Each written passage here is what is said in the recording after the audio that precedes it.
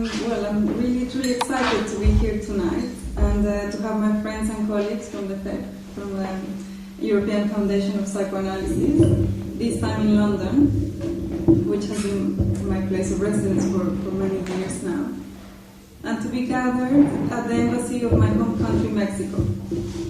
We are grateful to our ambassador and also to our council, Miguel Angel Vilchis, to Gabriela, who was at the door as well, for her support and in making all this possible. It is especially thrilling to be here to speak of passions amongst people who share an interest in literature, in femininity, and the way in which these two may relate to psychoanalysis as it is explored in Cuatro Mujeres, Cuatro Pasiones. I'd like to warmly thank you all for attending this special book presentation that has Cristina Jarque at its heart. I'd like to publicly say it is a great pleasure to be able to participate with you, Cristina, in sharing our endeavor as psychoanalysts. I think that psychoanalysis a psychoanalyst is always a writer, and this for the reason that she is firstly and most importantly an analysand.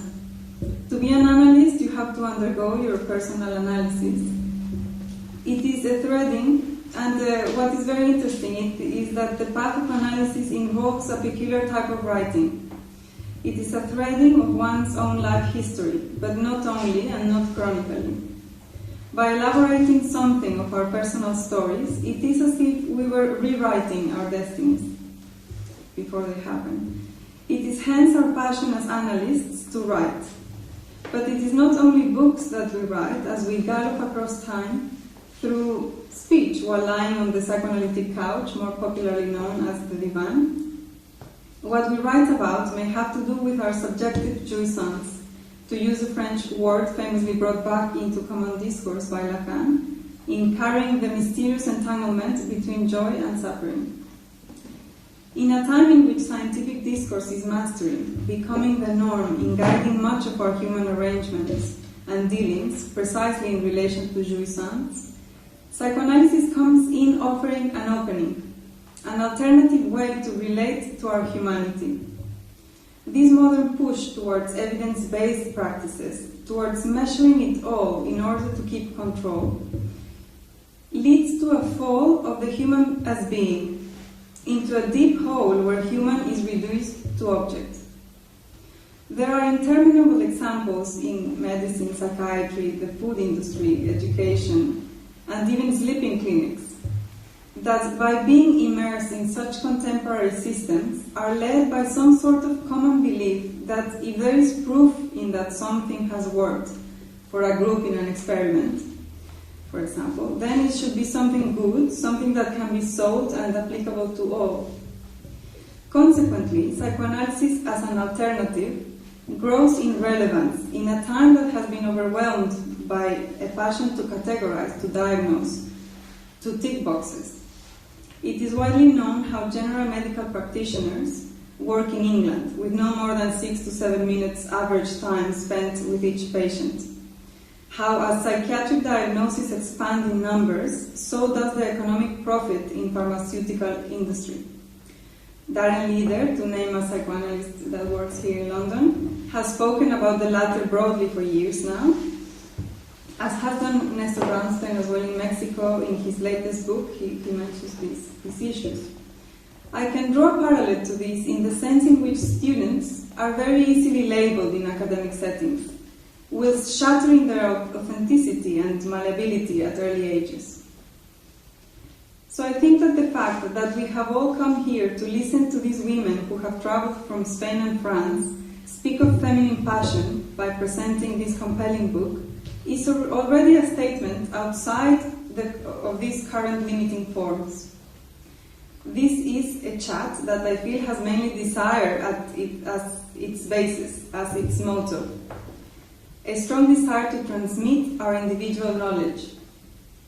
It is rare nowadays to be driven towards this other dimension, that of desire. Someone very important to me recently said that in psychoanalysis, it is as if we worked with another dimension. However creepy this may sound, I believe he is right, as it is In the symbolic, through language that we desire, we construct dreams, we experience suffering as speaking beings. This is the reason why, as psychoanalysts, as writers, we attend to something beyond, which has already been mentioned here tonight, to that which may be mobilizing our deepest wishes. This beyond is what Freud called the unconscious. And I would like to tell you an example of an unconscious type of registration, because I think that in psychoanalysis, for the material, the theory to become relevant, it is important to speak of real things, real cases, things that happen to people. I will be using different names to protect these persons' identities, of course. It was the case of a woman, Fernanda, who kept dreaming with awful situations for days in a row.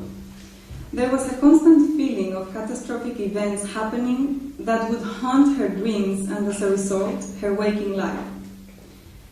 What would puzzle her terribly was the fact that in the course of the same dream, procreation symbols would always emerge to contrast the initially mortifying ones.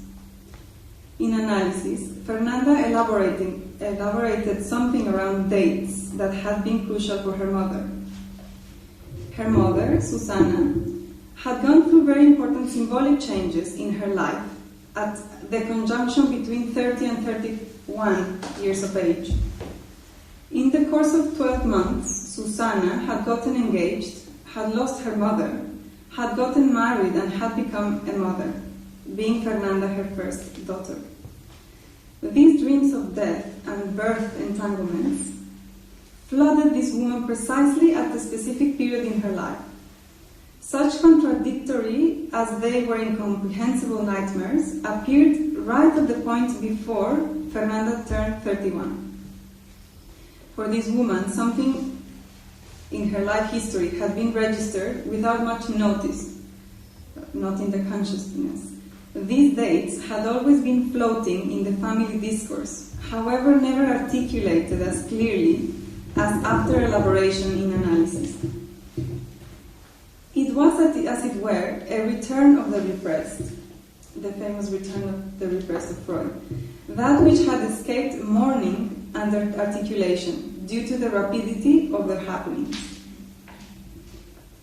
In considering such type of symbolization, we allow for a new place to be created.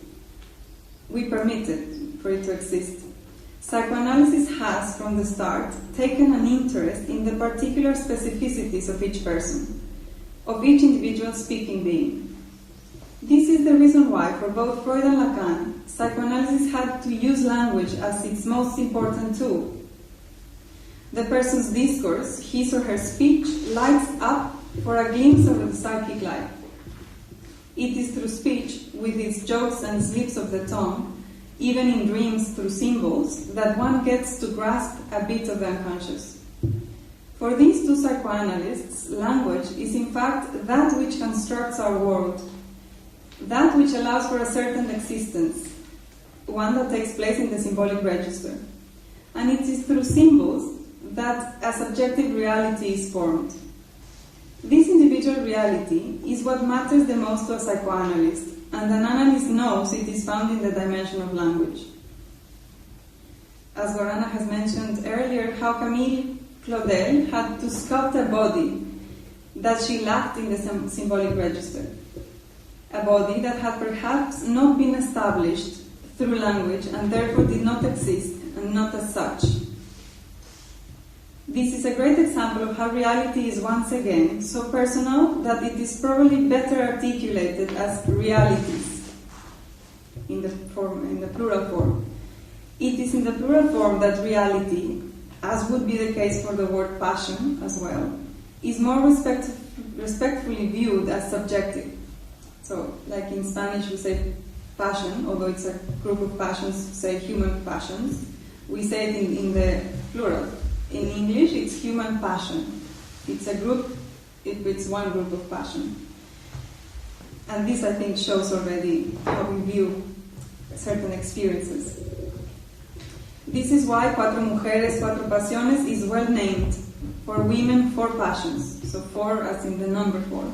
but also I think for women, and as in to them and to passions. Establishing passion as a uniquely lived one. The unconscious lives through the structure of language and manifests itself in the person's discourse. In this book, Cuatro Mujeres, Cuatro Pasiones, each woman's subjectivity is respected as it is celebrated. It hints to a certain knowledge of how a subject can be fired up by a passion with a rather unique strength. And I look forward to continuing this path we have started in Passions and Sharing. Thank you.